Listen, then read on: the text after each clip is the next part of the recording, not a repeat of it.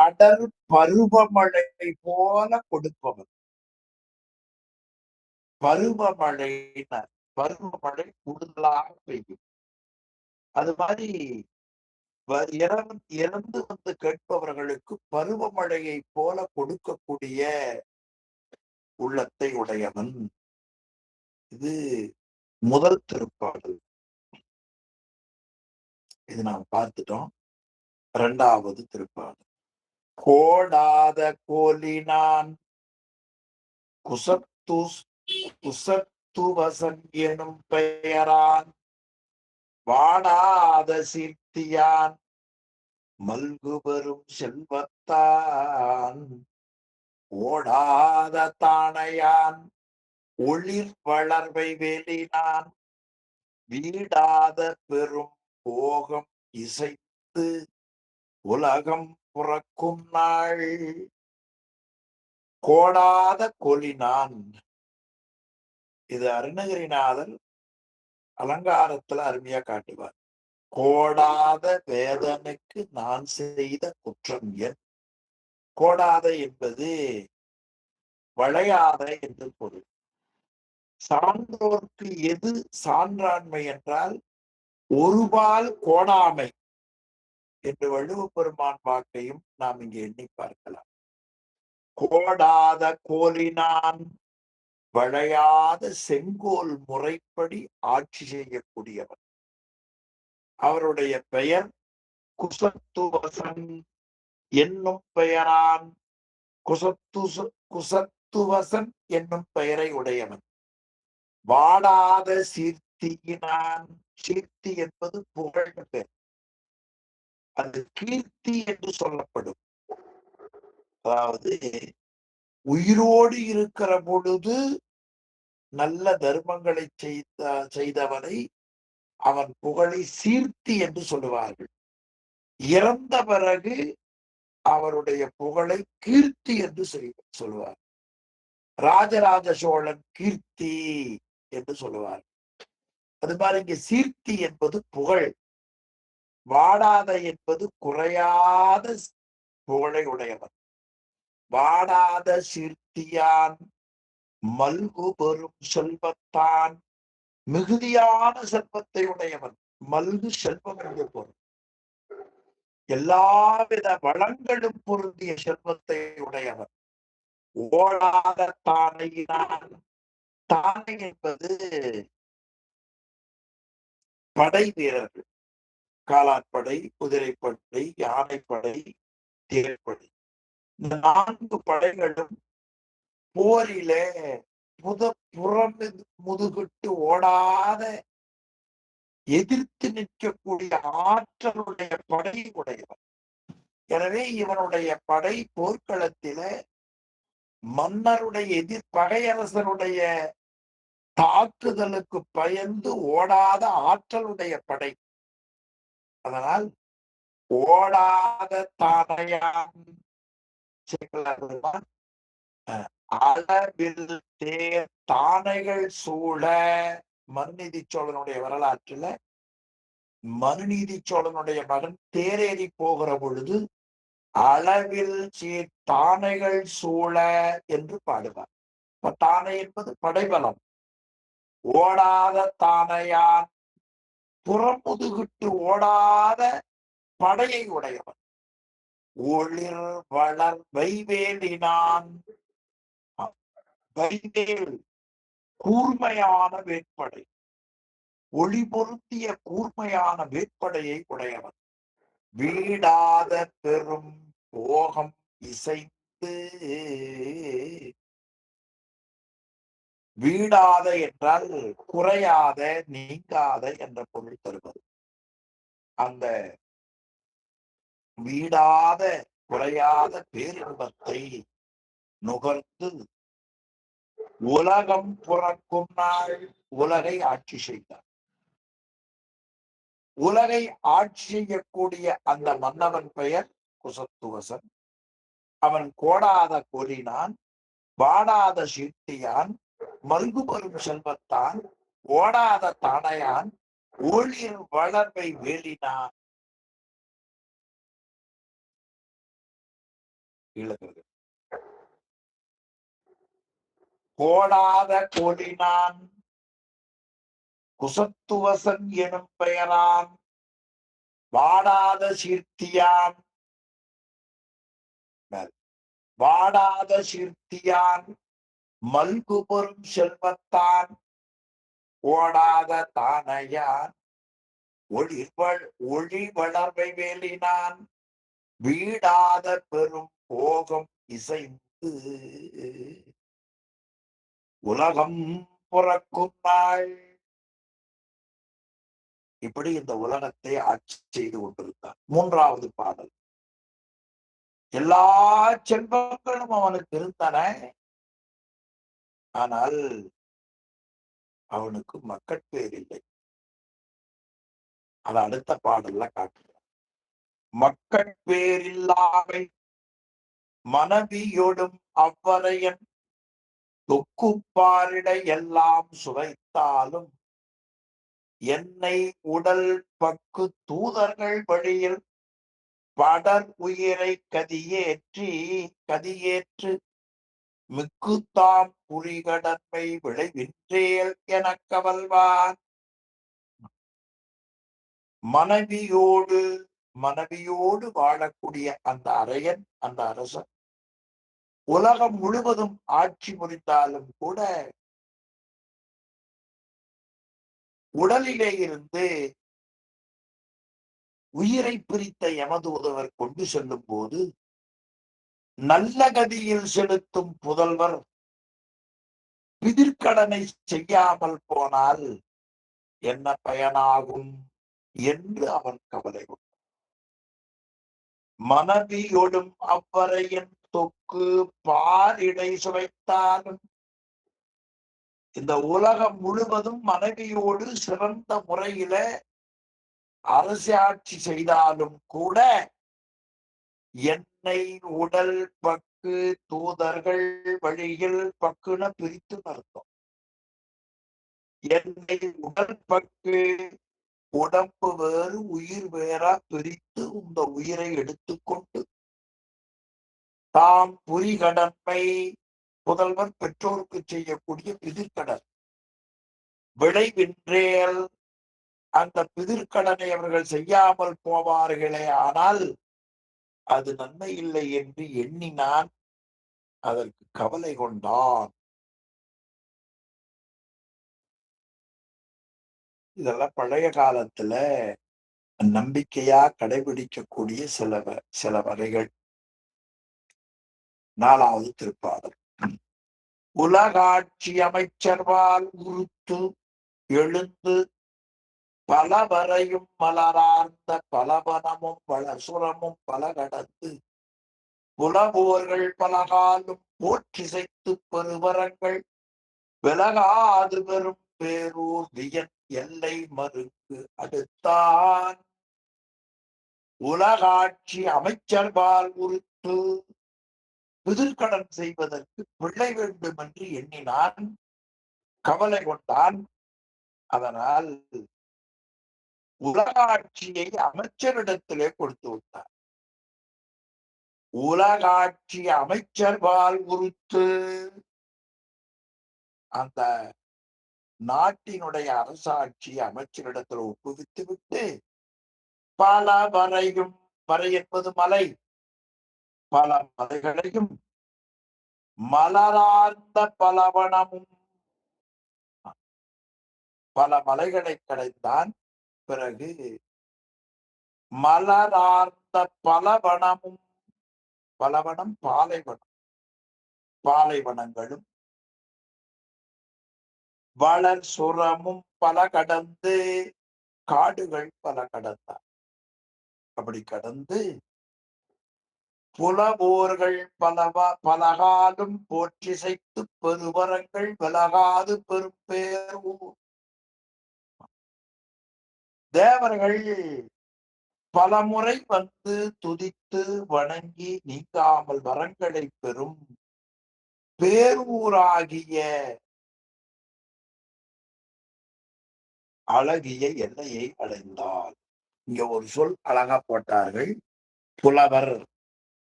புலவர் என்ற சொல்லுக்கு உரையாசிரியர். பொதுவா புலவர்னா அறிவுடையவர்.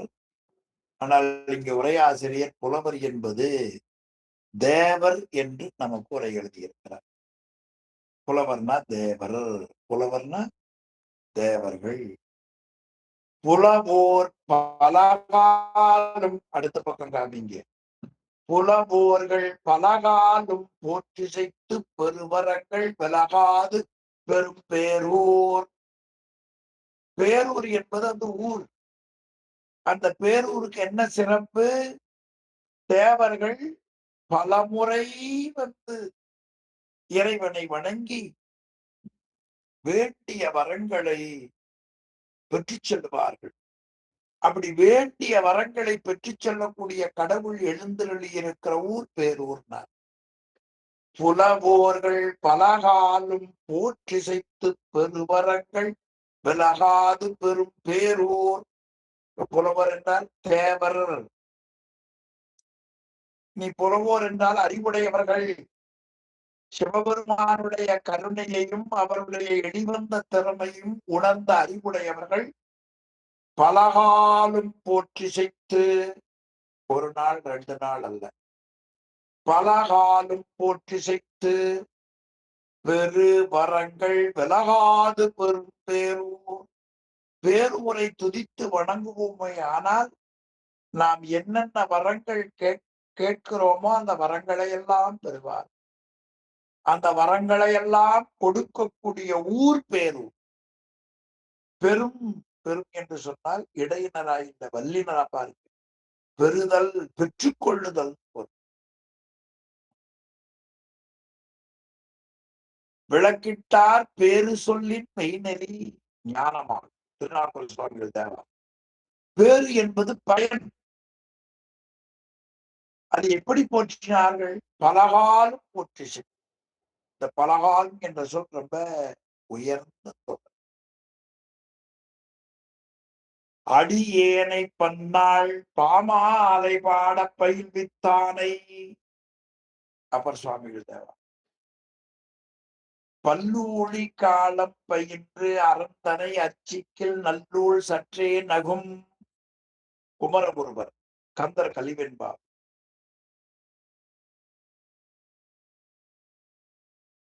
எனவே பலகாலும் போற்றிசைத்து பெருவரங்கள் விலகாது பெரும் பேரூ.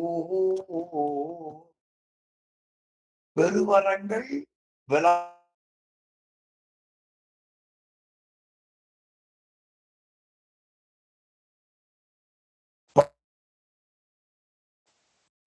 பெரும் பேரூ. என்னை பெறுவார்கள். பெருவரங்கள் விலகாது பெரும் பேரூர். பெறுதல்னா என்னென்ன வரம் வேண்டும் என்று வேண்டுகிறார்களோ அதையெல்லாம் கொடுக்கக்கூடிய ஊர் பெருப்பேரூர். பெறுதல்னா பெறுதல். வியன் எல்லை மருங்கு அடுத்தான். வியன் என்ற சொல்லுக்கு அகன்ற என்ற பொருள். பேரூருடைய எல்லை ரொம்ப அகன்ற எல்லை. அந்த எல்லையை அடைந்தார். அப்படி வந்த உடனே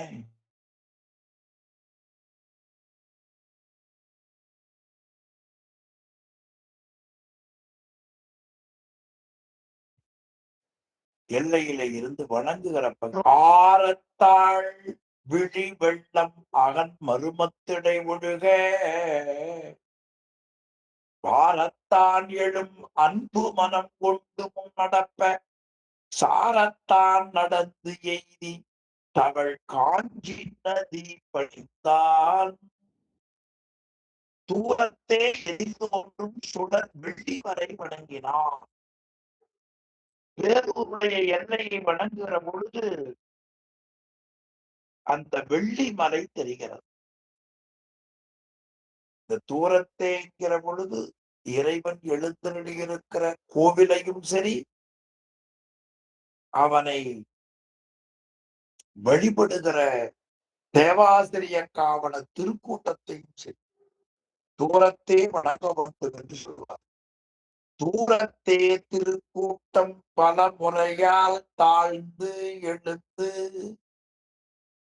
தூரத்தே திருக்கூட்டம் பலமுறையால் தாழ்ந்து எழுந்து என்று போற்றி. தூரத்தே எதிர் தோன்றும் சுடர் வெள்ளி வரை வணங்கி, அப்படி தூரத்துல தோன்றும் வெள்ளிமலையை வணங்கினார். ஆரத்தாள் விழி வெள்ளம் அகன் மருமத்திடை ஒழுகி, விழி வெள்ளம் என்பது, விழி என்பது கண்ணீர்.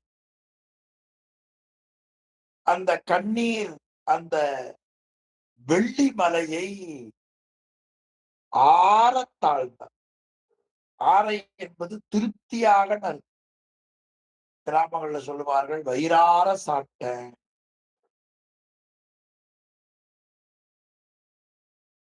அந்த ஆரை என்பது பல இடங்கள்ல வரும். நிலை பெறுமாறு நெஞ்சே நீவா நித்தலும் எம்பிரானுடைய கோயில் புக்கு புலர்வதன் முன் அலகிட்டு மெழுக்குமிட்டு பூமா ஆலை உணைந்தேத்தி புகழ்ந்து பாடி தலையார கும்பிட்டு, அது போல வெள்ளி வரை வணங்கி ஆறத் தாழ்ந்து விழி வெள்ளம் சுவாமியினுடைய வழிபாடு செய்கிற பொழுது கண்ணிலே இருந்து அந்த கண்ணீர் மழையாக பொழிந்தது. விழி வெள்ளம் அகன் மருமத்திடை ஒழுக, அந்த கண்ணீர் பெருகி மார்பிலே ஒழுகிற்று. வாரத்தான் எழும் அன்பு மனம் கொண்டு, வாரம் என்பது அன்பு என்று பொருள்.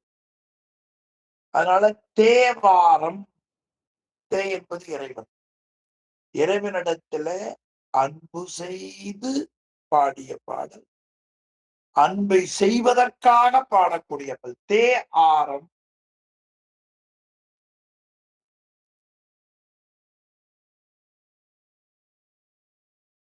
சேக்கிழார் பெருமான் சேரமான் பெருமாள் நாயனார் புராணத்தில், சேரமான் பெருமாள் நாயனார் மேலே யானை மீது வருகிற பொழுது எதிர் வண்ணான் வந்த பொழுது கீழே இறங்கி வழிபட்டார்.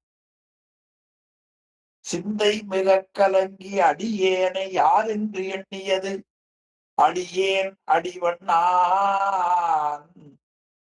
அதற்கு அவர் பதில் சொன்னார் சேரமான் பெருமாள் நாயனார், அடியேன் அடிச்சேரன் வார வேடம் நினைப்பித்தீர். வாரம்னா அன்பு என்று பொருள். வாரத்தான் எடும் அன்பு மனம் கொண்டு, பக்தி, இறைவன்பால் கொண்ட பக்தி. அப்படியே அந்த பக்தியான மனம் முன் அடைப்ப முன்னே எடுத்துச் சென்றது. சாரத்தான் நடந்து எய்தி, தான் நடந்து சென்று அவன் காஞ்சி நதி பணிந்தான். வெள்ளிமலையை வணங்கினான். கண்ணீர் மழையா பொழிந்து மார்பில் மேல ஒழுகிற்று. இறைவன்பால் கொண்ட பக்தி அவனை முன்னே இழுத்துச் சென்றது. நடந்து சென்று காஞ்சி நதியை வணங்கினான். இது இந்த பாடல்ல கருத்து. தூரத்தே எதிர்தோன்றும் சுடர் வெள்ளி வரை வணங்கி, ஆரத்தாள் விழி வெள்ளம் அகன் மருமத்திடை ஒழுக, வாரத்தான் எழும் அன்பு மனம் கொண்டு முன்னடப்ப, சாரத்தான் நடந்தெய்தி தமிழ் காஞ்சி நதி பணிந்தான். ஆறாவது பாட்டு. கரை சார மணி எறிந்து கனைத்தோடும் காஞ்சி நதி, விரைசாரும் குளிர் புனலில், விரைசாரும் குளிர் புனலில் விதியுளி தோய்ந்து எழுந்து அன்பால் உரை சார்ந்த. ஆறாவது பாடல் காமிங்க. அன்பால் உரை சார்ந்த மறையவருக்கு ஒன் பொருள்கள் மிக ஆர்த்தி, நிறை சார்ந்த மணி வீதி நேர் தொழுது ஆலயம் புக்கான். காஞ்சிமானது எப்படி ஓடுதும் காட்டுகிறார். கரை சாரமணி எறிந்து கனைத்தோடும் காஞ்சி நதி. காஞ்சியாறு நல்ல மணிகளை அடித்து வருகிறது. அந்த மணிகளை கரையின் மேலே வீசுகிறது. அதனால் கரை சாரும் மணிகள் வீசி, அந்த வீசி என்பதை எரிந்து என்ற சொல்லால காட்டினார் முனிவர். எரிதல், ஆற்று நீர் அப்படியே வேகமா வருகிறது. மணிகளை எல்லாம் கரையின் மேல அலைகள் வீசி எரிகின்றன. கரை சார மணி எரிந்து கனைத்தோடும் காஞ்சி நதி. கனைத்து என்றால் ஆரவாரம் இருக்கும். ஆமா, ஆரவாரத்தோடு ஓடுகிற காஞ்சிமானது. கரை சார மணி எறிந்து கனைத்தோடும் காஞ்சி நதி. விரை சாரும் குளிர் புனல். விரை என்பது மனம் என்று பொருள். அந்த காஞ்சி ஆற்றில குளிர்ந்த நீரில நறுமணம் மிக்க அந்த நன்னீரிலே விதியுளி தோய்ந்து. விதி என்பது முறைப்படி என்று பொருள். விதி என்ற சொல்லுக்கு முறை. விதி என்னும் அஞ்செழுத்தே 9ஆம் நூற்றாண்டு. விதி என்பது ஞானாசிரியர் கூறிய முறையாக அஞ்செழுத்தை ஓத வேண்டும். விதி ஒளி தோய்ந்து எழுந்து உரிய முறையில காஞ்சிமா நதியில தோய்ந்து எழுந்த அன்பால் உரை சார்ந்த மறையவருக்கு.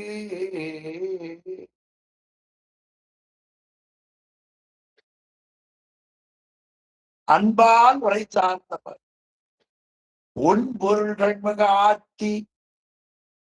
அப்படி காஞ்சி ஆறிலே நீரில மூழ்கி எழுந்து வந்த பொழுது நல்ல வேதங்களை ஓதுகிற அந்தணர்களுக்கு உன் பொருள்கள், நல்ல தேவையான பொருள்களை எல்லாம் அன்போடு கொடுத்தார். நிறை சார்ந்த மணி வீதி. நிறை என்பது வரிசை என்று பொருள். வரிசையாக நீண்ட வீதிகளை தொழுது கோயிலுக்குள்ளே புகுந்தார். நிறை சார்ந்த மணி வீதி நேர் தொழுது ஆலயம் புக்கான். ஆக கரைகளிலே மணிகளை வீசி எரியக்கூடிய, மணிகளை வீசி எரிந்து ஓடுகிற காஞ்சி ஆற்றிலே போய் விதிப்படி குடித்தான். அந்தணர்களுக்கு ஒன்பொருள்கள் மிக கொடுத்தான். வரிசையாக அமைந்திருக்கக்கூடிய வீதிகளை எல்லாம் தொழுதான். திருக்கோவிலுக்குள்ளே போனான். ஆறாவது, இதுல ஒரு சொல் மிக ஆர்த்தி ஒரு சொல்லுக்கு பாருங்க. 3வது வரியில ஆர்த்தி என்ற சொல்லுக்கு கொடுத்து என்று பொருள். 7வது திருப்பாடல். சுடர்மணி கோபுரம் இறைஞ்சி தூவெள்ளை விளை கிடந்த கொடிமருங்கு பணிந்தெழுந்து குழைந்து உருகி வலம் வந்து கடிகமள் பன்னீர் நிழலில் கதித்த வரும் சுவையமிழ்தை முடிவும் முதல் இல்லாத முதிர்கடியை கண்ணுற்றான். அவர் பார்த்தால் நம்மையும் அறிவால பார்க்கும்படி கச்சியப்ப முனிவர் காட்டு. காஞ்சிமா நதியிலே குசத்துவசன் குளித்தான். அவன் விதிப்படி குளித்தான் என்பதை இப்பொழுது நாம் காதால கேட்டோம். மனதால் அவன் குளித்ததை சிந்திக்கிறோம். நான் வாயாலே பேசுகிறேன். கிட்டத்தட்ட அவரோடு நம்மை முனிவர் அழைத்து செல்லுகிறார். சுடர்மணி கோபுரம் இறங்கி நல்ல ஒளிபடுகின்ற கோபுரத்தை வணங்கினான். 7வது பாடல் காமிங்கோ. சுடர்மணி கோபுரம் இறங்கி ஒளிவிடுகின்ற போன்ற கோபுரத்தை வணங்கினார். தூவெள்ளை விடை கிடந்த கொடிமருங்கு பணிந்து எழுந்து வெண்மையான இடமும் படுத்திருக்கக்கூடிய கொடிமரத்தின் பக்கத்திலே வந்து பணிந்து எழுந்தார். குலைந்து உருகி வலம் வந்து அப்படியே மனம் உருகி வலம் வந்த அழுத கண்ணீரும் தொழுதலையுமா அவன் வலம் வந்திருப்பான். குலைந்து உருகி வலம் வந்து கடி கமழ் பன்னீர் நிழல். கடி என்பது இங்க வாசனையுடைய பன்னீர். பன்னீர் இலை ரொம்ப வாசமா இருக்கும். பன்னீர் பூ நல்ல வாசமா இருக்கும். இன்றைக்கும் திருமணங்களில திருநீர் கொடுக்கிற பொழுது பன்னீர் இலையில வைத்துத்தான் திருநீர் கொடுப்பார்.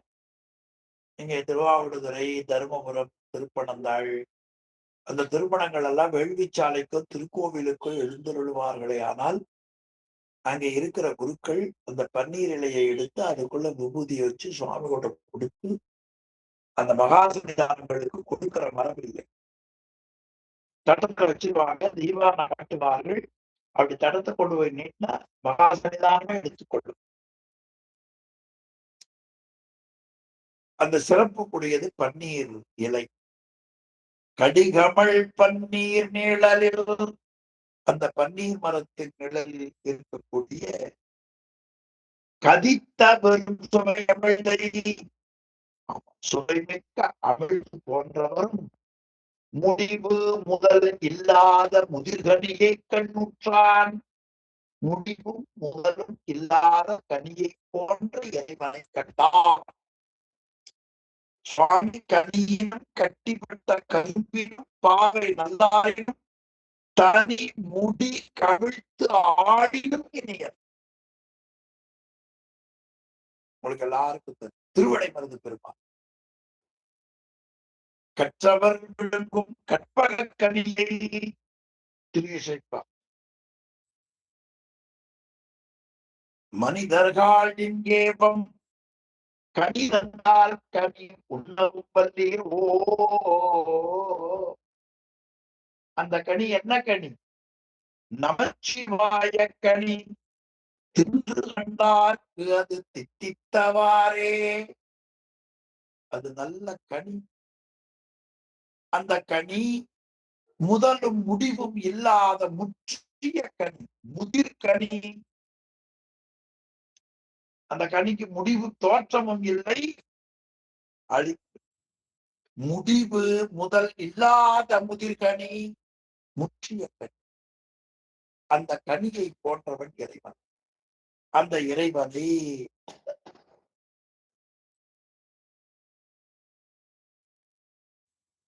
பன்னீர் மரத்துக்கு கீழே கண்டார்.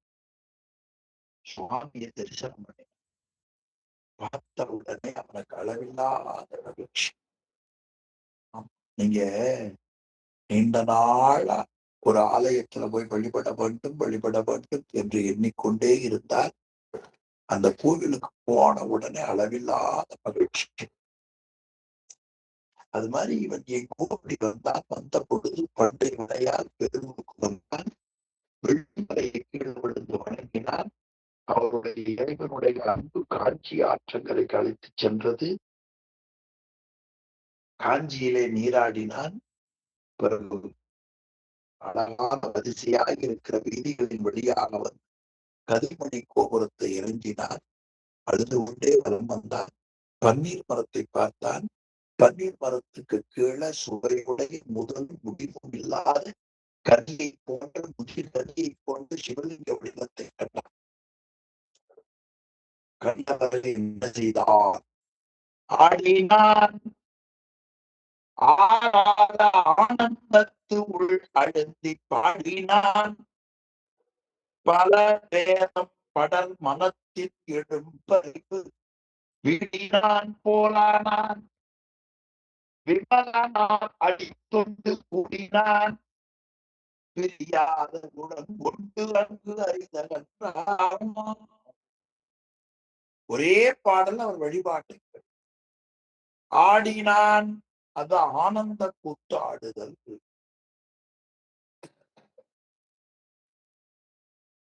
நிலைபெறுமாறு என்னது ஏல் நெஞ்சே நீவா, நித்தலும் எம்பிரானுடைய கோயில் புக்கு புலன்படமும் அலகிட்டு மெழுக்குமிட்டு பூமாலை முனைந்தேத்தி புகழ்ந்து பாடி தலையார கும்பிட்டு கூத்துமாடி.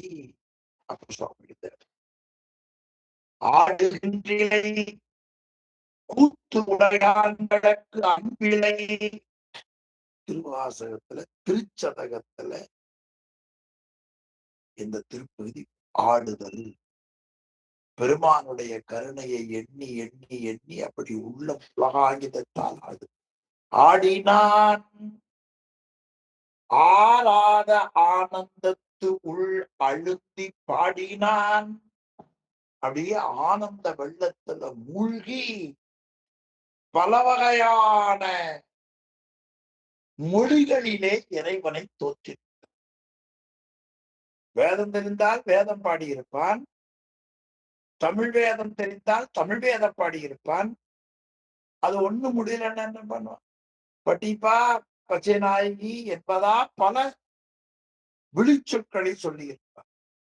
ஆனந்தத்து உள் அழுத்தி ஆனந்த வெள்ளத்துக்குள்ள மூழ்கினான். இதைத்தான் ஆனந்த வெள்ளத்து என்று திருவாசகல் அருமையான ஒரு தொடர்.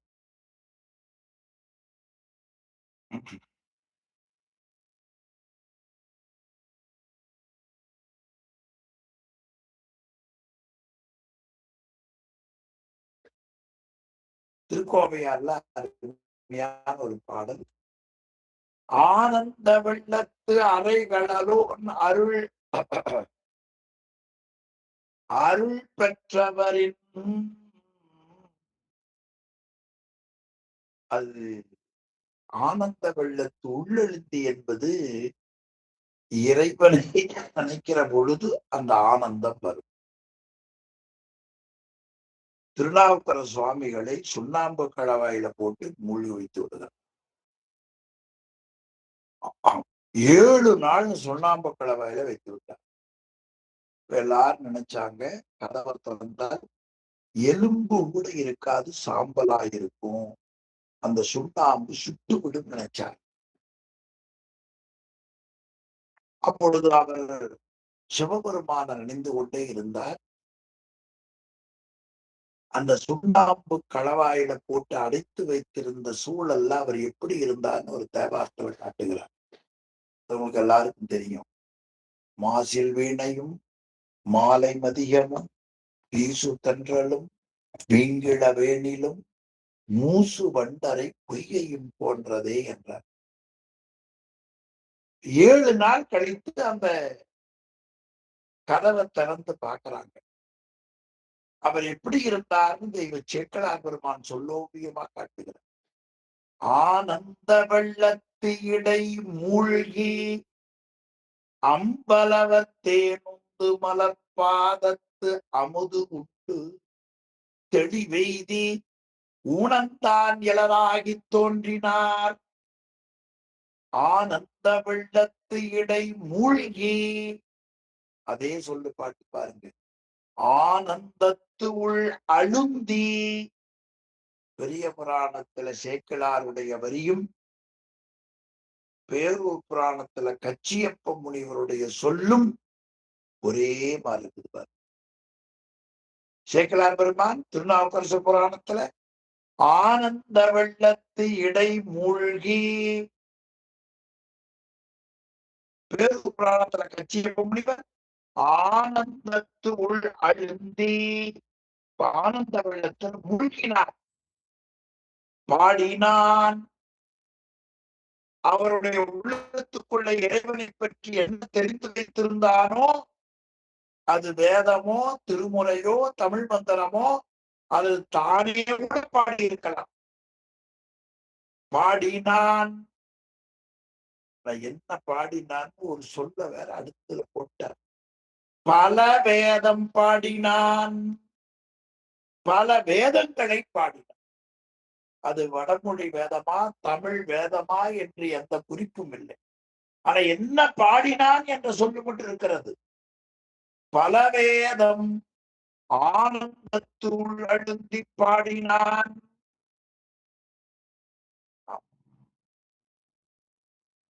நீ இறைவனுடைய நன்மையை சொல்ல வேண்டும் என்றால்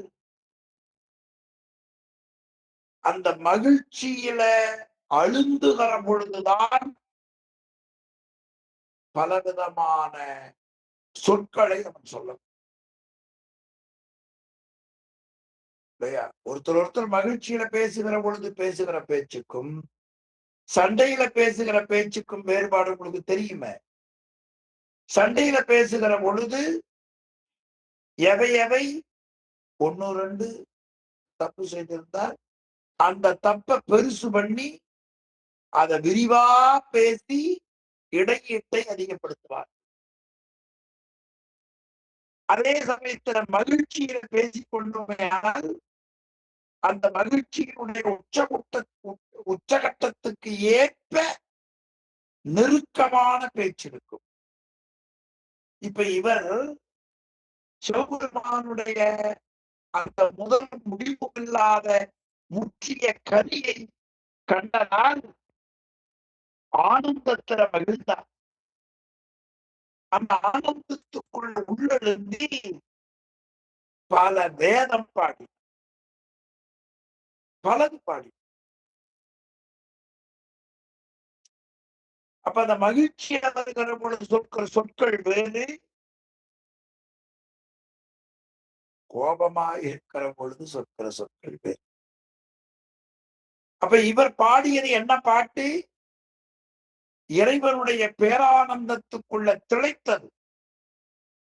ஆனந்தத்து உள் அழுந்தி பல வேதம் பாடினான். படல் மனத்தின் எழும் பரிவு விடினான். படல் மனத்தின் எழும் பரிவு விடினான் போல மனதில் இருக்கக்கூடிய வருத்தமெல்லாம் நீங்கியதை போல மகிழ்ந்தார். இப்ப மனதில் இருக்கிற வருத்தம் மேலும் மேலும் அதிகமாவதை விட மனதிலே இருக்கிற வருத்தம் தன்னை விட்டு நீங்கியதை போல மகிழ்ந்தார். இது எதனால் கிடைத்தது? ஆனந்தத்துக்குள் அழுந்தியதால் கிடைத்தது. படர் மனத்தின் எழும் பரிவு வீடினான் போலானான். விமலனான் அடித்தொண்டு கூடினான். இப்படி அருமையான பாட்டு பாருங்க.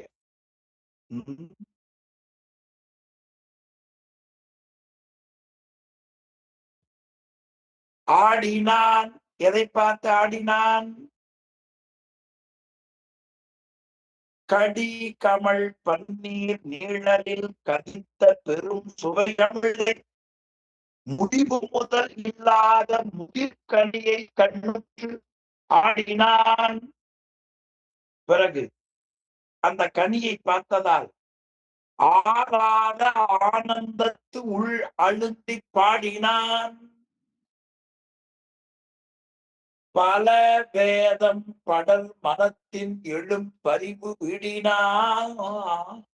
இந்த பாடினாங்கிற சொல்லுக்கு அப்புறம் பல வேதம் பொருள் எடுத்துக்க. ஆனந்தத்து உள்கழுந்தி பல வேதம் பாடினான். படல் மனம்.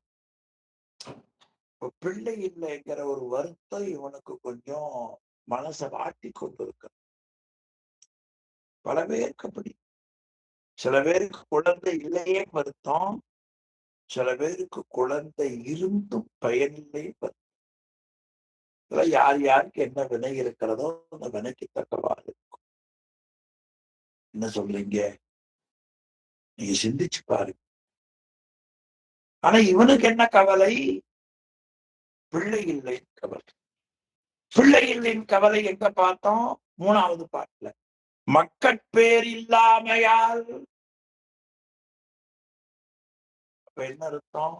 மக்கட்பேர் இல்லை என்று தவம் செய்ய எண்ணினான்.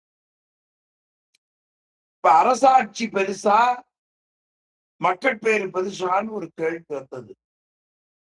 அரசாட்சியை அமைச்சரிடத்துல கொடுத்துட்டான். அப்ப அமைச்சர், அரசாட்சி, மன்னர் பதவியை விட எது செல்வம்? பிள்ளை பேரு செல்வம்னு அவர் எண்ணினார். அதற்காக அப்படியே வருத்தப்பட்டு கொண்டு வந்தார். அங்க கனியை பார்த்தார். கனி என்பது வாரியார் சாமி சொல்லுவார், கைத்தல்ல நிறை கனி.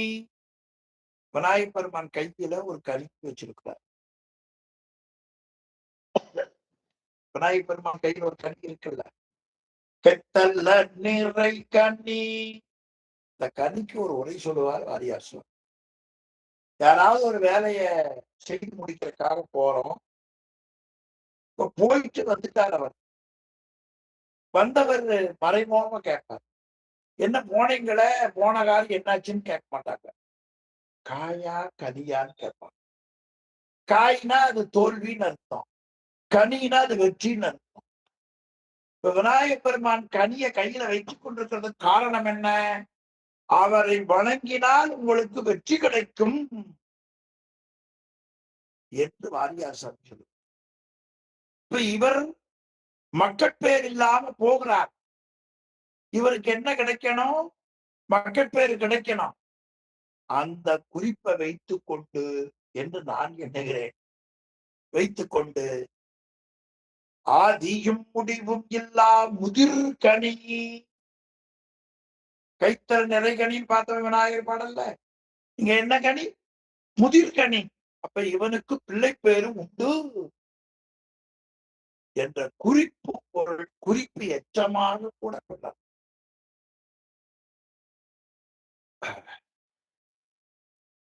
அதனால் இவனுக்கு என்னாச்சு? கனியை பார்த்த உடனே ஆராத ஆனந்தத்து ஆடினான். ஆராதன குறையாத என்று. அப்படித்தான் சிவபெருமான் திருப்பெருந்துறையில நடனம் செய்வதா மாணிக்க வாசகர் காட்டு. ஆராத ஆசையதாய் அடியேன் அகம் மகிழ, நான் உள்ளம் மகிழ வேண்டும் என்பதற்காக தேரிலே ஏறி வருகிறார். ஆராத ஆனந்தத்து ஆடினான், ஆராத ஆனந்தத்து உள் அழுத்தி பாடினான். அந்த ஆனந்தத்தில் அழுந்துகிற பொழுதுதான் அவனுடைய உண்மை எல்லாம் வரும். பல வேதம் பாடினான். சரி, வேதம் பாடியதால் என்ன நன்மை? படர் மனத்து எழும் பரிவு விடினான் போலானான். அவனுடைய உள்ளத்துக்குள்ள நீண்ட நாள கவலை, பிள்ளை பேர் இல்லை. இப்ப சாமியை பார்த்தானா ஆனந்தத்து உள்ளெழுந்தி அவன் உள்ளத்துக்குள்ள வருத்தி சொன்னானா, பார்த்த உடனே, அன்பால பாடிய உடனே அவனுக்கு துன்பம் அவனை விட்டு போனது போல மகிழ்ந்தான். அப்படின்னு போயிடுச்சுன்னு அர்த்தம். ஏன் போயிடுச்சுன்னே சொல்லியிருக்கலாமே, போயிடுவது போலன்னு ஏன் சொல்ல வேண்டும்? அப்படி ஒரு கேள்வி எண்ணி பார்க்கலாமா? எப்ப முழுசா போகும் தெரியுமா? இந்த குழந்தை பிறந்து குழந்தைய கையில் எடுத்தா தான் முழுசா போகும். ஆனா இவர் பார்த்தோன்னே என்ன நம்பிக்கை வந்துருச்சு? ஓ, நமக்கு பிள்ளை பேரும் உண்டு. வீடினான் போலானான், விமலனார் அடித்தொண்டு கூடினான். இறைவனுடைய திருவடி தொண்டிலே சேர்ந்தார். பிறகு பிரியாத குணம் கொண்டு அங்கு அரிது அகன்றான். பிரியாத விடை. இந்த பிரியாத விடைய இளங்கோவடிகள் சிலப்பதிகாரத்துல காட்டி. மாதவியை பார்த்தான், 1000 பொண்ணை கொடுத்து அந்த கோலை வாங்கினார். அந்த மாதவியை விட்டு பிரிய வனம் இல்லை. அப்ப இளம்பூவடிகள் காட்டுகிறார், விடுதல் அறியா திருப்பினன், விட முடியாத விருப்பம், விடுதல் அறியா விருப்பினன். அது போல பிரியாத குணம் கொண்டு அங்கு அறிவு அகன்றான். பிரியாத விடை பெற்றுக் கொண்டு, பிரியாத விடைனா இவனுடைய மனம் அந்த கனி இடத்துல இருக்கிறது, உடம்பு அங்கிருந்து போகிறது. அங்கிருந்து அகன்றான் என்ற அளவில இன்றைய வகுப்பை நிறைவேற்றிப்போம். சிவாய நம. திருச்சிற்றம்பலம். அனைவருக்கும் அடியேனுடைய பணிவாக ஓதமூர்த்தி ஐயா நிறைவு செய்திருக்கிறேன். ஐயா சிவாயம். சிவாயம் சிவாயம். மாமரை முனிவர் வாழ்க, மரகத வல்லியோடும் பாமலி புலவர் போற்றும்